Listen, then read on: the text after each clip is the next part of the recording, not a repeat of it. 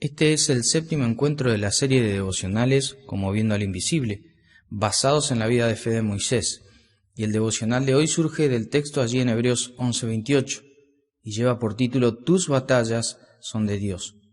Momentos antes de la celebración de la primer Pascua y la subsiguiente liberación de los israelitas que estaban en el cautiverio egipcio, en Éxodo 14:13 en adelante se nos dice que Moisés habló con el pueblo y les dijo: No tengan miedo, solo quédense quietos y observen cómo el Señor los rescatará hoy, los salvará hoy. Esos egipcios que ven jamás volverán a verlos. El Señor mismo peleará por ustedes, solo quédense tranquilos. Hace un poco leí una frase de esas que se han vuelto un cliché entre cristianos. Esta expresión decía: no le digas a Dios cuán grandes son tus problemas, más bien dile a tus problemas cuán grande es Dios. La verdad es que no tengo problema con la frase. En un momento muy personal de mi vida me sentí perdido y la frase me ayudó a sentirme pequeño como para afrontar esa instancia y me llevó a humillarme ante el Señor. Pero a veces noto que estas frases se vuelven un cliché evangélico, a tal punto que por repetición deja de sorprendernos como idea. Es cierto, Dios es grande, pero esa verdad es una realidad genérica si asumimos que Dios solo está para cumplir nuestros deseos. Dios goza de un conocimiento grandioso, actúa providencialmente en los tiempos y su voluntad se cumple. Ahora, ¿qué pasa si quien escucha la frase siente que su problema vivencial es tan grande, tan fuerte, que es tan difícil e inevitable y no cambia? ¿Y qué cuando Dios permite esa situación? Esto sucede normalmente porque la frase no responde a todos los aspectos del carácter de Dios y tampoco responde en las situaciones problemáticas que cada persona enfrenta. Y permíteme que te explique esto un poco más a fondo. Cuando hablamos de los israelitas bajo la opresión egipcia, hablamos de lo que en Éxodo 1 se refiere como dureza, algo que les amargó la vida a los descendientes de Jacob, porque todo servicio era con rigor. Y no solo eso, en Egipto se mandó a matar a todos los hijos y las hijas que le nacieran. ¿No es además esto una terrible crueldad que aumentaba el daño y exacerbaba el dolor en el corazón de los judíos? En el capítulo 2, versos 23 y 24 dice que el pueblo de Israel gemía a causa de la servidumbre, y eso los llevó al clamor a tal punto que Dios escuchó el dolor de ellos, y se acordó del pacto con Abraham, Isaac y Jacob. Dice el verso 25 de Éxodo que Dios miró a los hijos de Israel y los reconoció. Mucho tiempo antes, Dios le había dicho a Abraham, allí en Génesis 15:13, que su simiente sería peregrina en tierra extranjera y que sería esclava y afligida allí por 400 años. En Éxodo 12:40 se nos dice que serían 430 años. Ahora es cierto, Dios es grande, pero ¿qué pasa con aquellas generaciones de los hijos de Israel que nacieron y murieron viendo la opresión? Para ellos parece que la frase no funcionó, ¿no? Parece atrevido preguntarse, ¿dónde estuvo Dios allí? Hemos visto que Dios transformó a Moisés en su siervo durante un periodo de 40 años en el desierto. ¿Nos parece poco? La arena del desierto no tiene poder para forjar líderes como los que las iglesias promueven en la actualidad. Pero Dios forjó a un hombre que marcó la historia de los antepasados más importantes de Israel y lo hizo a la manera en que la grandeza de Dios no estuvo siendo muy evidente para Moisés en todo ese tiempo. Sin embargo, Dios sigue siendo grande. Y es este el Moisés que viene de parte de Dios a tomar contacto con Faraón. Y a él le cabe la definición que Pablo escribió allí en 1 Corintios 27 al 29, cuando dice que lo necio del mundo escogió Dios para avergonzar a los sabios, y lo débil del mundo escogió Dios para avergonzar a lo fuerte, y lo vil del mundo y lo menospreciado del mundo escogió Dios, y lo que no es para deshacer lo que es, a fin de que nadie se jacte en su presencia. Y esto es muy importante, porque Moisés es acompañado por Dios para cumplir su ministerio. Dios se encargó de animar a Moisés en el proceso, porque en definitiva, como dice el título de hoy, nuestras batallas son de Dios, aunque esa batalla quizás dure toda una vida. Y justo aquí Moisés ya no tenía 40 años, tenía 80, ya empezaba en el último tercio de su vida, y sin embargo lo que lograría no sería con ejército ni con espada, sino en dependencia de Dios. Ahora pensad esto, cada una de las 10 plagas mencionadas eran para la liberación del pueblo de Dios. Sin embargo, el pueblo no pudo evitar estar inmerso en aquellas situaciones. Por ejemplo, en la quinta plaga, donde moría el ganado, del ganado de los hijos de Israel, no murió ninguno. Tanto en la séptima plaga del granizo, como en la segunda, que fue de las moscas, ninguna de ellas llegó a la tierra de Gosén, donde estaban los hijos de Israel. En la novena plaga se nos menciona de que hubo tinieblas, pero los hijos de Israel tenían luz en sus habitaciones. Igual no debe haber sido fácil transitar aquella instancia, pero ellos tenían como antecedente aquel encuentro narrado en Éxodo 4, 30 y 31, donde por boca de Aarón supieron cómo Dios los liberaría por mano de Moisés, y todo esto acompañado de señales ante sus ojos. El verso 31 dice que el pueblo creyó, y oyendo que Jehová había visitado a los hijos de Israel y que había visto su aflicción, se inclinaron y adoraron. Hermanos, Dios tiene eso de dar indicios para fortalecer nuestra fe en medio de la batalla, sea cual sea esta. Dios usa diferentes formas para forjar convicciones ahí mismo, donde clamamos en oración.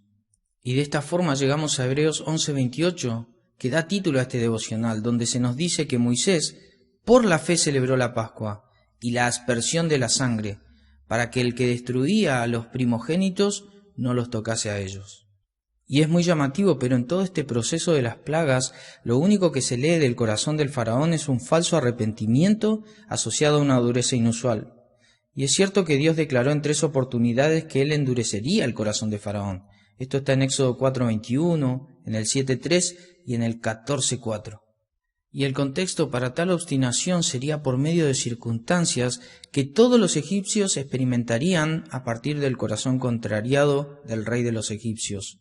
Dios usaría las plagas como aquellas circunstancias que llamarían a la reflexión de Faraón y dejase ir al pueblo. Sin embargo, aunque Dios sabía que Faraón tomaría la decisión de rebelarse contra él, era necesario que así fuese, para que Dios sea conocido por aquel imperio y sea glorificado en Faraón, como dice el verso 14:4 de Éxodo. Y quiero mencionarte algunos detalles de esto, ya que continuamente vemos que hay un intercambio entre el sentido de que el corazón de Faraón se endureció a sí mismo y no escuchaba todo lo que Dios había dicho, de la misma forma que Jehová endureció el corazón de Faraón para que no lo escuche. Y es que estos son simplemente hebraísmos causales. Son figuras literarias donde parece que Dios usa a las personas como si fueran robots. Son idiotismos o figuras literarias que los hebreos usaban para atribuirle a Dios todo lo que sucedía, o lo que los hombres hacían, aún en sus pecados. En este caso, la obstinada rebeldía de un hombre como Faraón, pero son figuras literarias.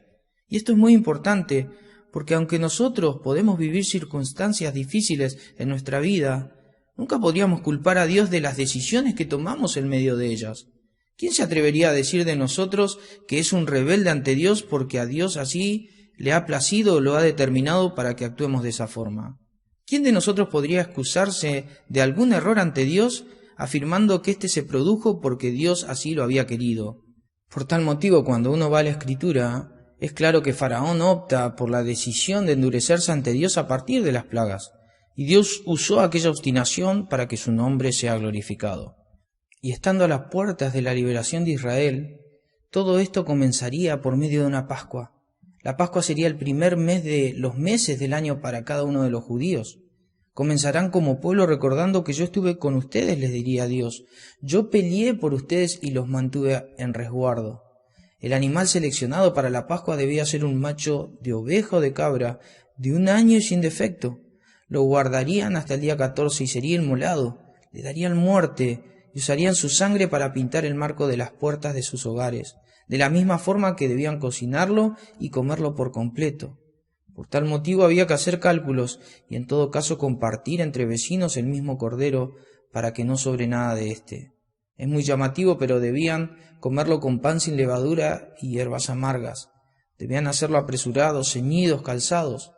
Este era un cordero cuyo significado sería la liberación de Dios. ¿Por qué hablamos de liberación? En Éxodo 12 al 13, se nos dice que Dios dijo: «Esta noche pasaré por la tierra de Egipto y heriré de muerte a todo primer hijo varón y a la primer cría macho de los animales en la tierra de Egipto. Ejecutaré juicio contra todos los dioses de Egipto, porque yo soy el Señor. Pero la sangre sobre los marcos de las puertas servirá de señal para indicar las casas donde ustedes estén. Cuando yo vea la sangre pasaré de largo. Esa plaga de muerte no los tocará a ustedes cuando yo hiera la tierra de Egipto. Y la Escritura dice que cuando esto sucedió, esta vez el clamor que se oyó no era del pueblo de Dios, sino el de Faraón, sus siervos y todos los egipcios. Ahora ellos lloraban de angustia. Y aunque esto no lo dice el texto, sospecho de que ese día Faraón entendió el dolor al que había sometido al pueblo de Dios, no solo al esclavizarlos, sino también al asesinar a cada uno de sus hijos. Ese día Faraón comprendió de que Dios es justo. Y a contrapartida de la vivencia de los egipcios, Israel comenzó un camino de gracia y liberación trazado por la sangre de un corderito. El umbral para la liberación o la muerte fue esa sangre. Eruditos señalan que hay una traducción popular hebrea que el término pasados por alto se utiliza en el contexto del perdón. Lo que sí sabemos es que no hubo mérito alguno en la obediencia de los hebreos. Ellos debían creer y confiar en el poder liberador de Dios. Y quiero resaltar esta idea porque aunque Dios intervino con mano fuerte a los egipcios, el golpe final para que Faraón desista se basó en una Pascua.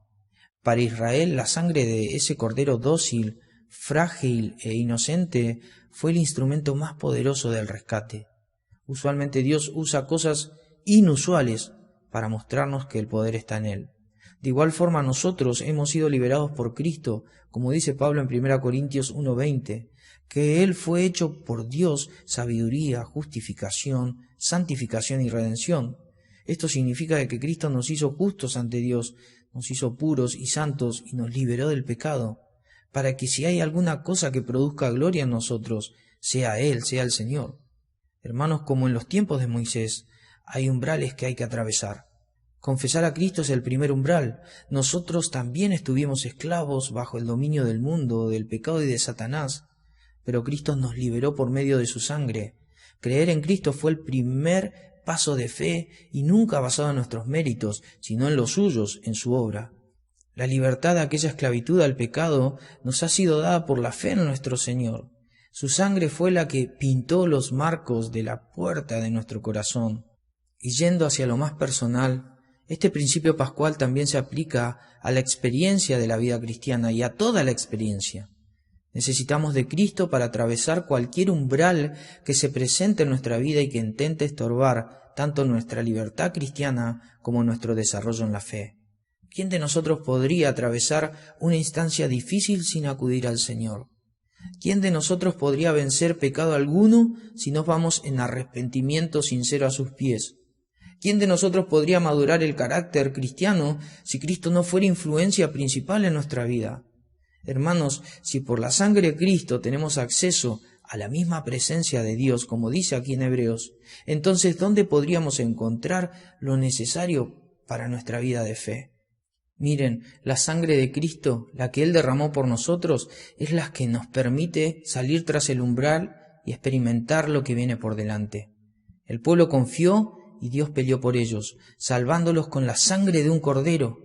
Así también sigue peleando por vos, hermano, en cada batalla que intenta dejarte rendido de este lado del umbral. ¿Acaso nacimos de nuevo para quedarnos de este lado de la puerta? Todo esto me hizo acordar al himno 106, que tiene muchas preguntas, y comienza así: ¿quieres ser libre del vicio y del mal? ¿Quieres por él la victoria ganar? ¿Quieres ser puro y agradable al Señor? ¿Quieres ser libre de tu vanidad? ¿Quieres servir a Cristo y a Él agradar? ¿Quieres corona de vida ganar? Virtud, por siempre virtud hay en Él. Hay poder, sí, sin igual poder en Jesús que murió. Hay poder, sí, sin igual poder y por la sangre que Él vertió. ¿Confiaremos entonces en nuestro Cordero Pascual, aquel que venció? Deseo que sea así, hermanos, y nunca olvides que tus batallas son de Dios. Que Dios te bendiga.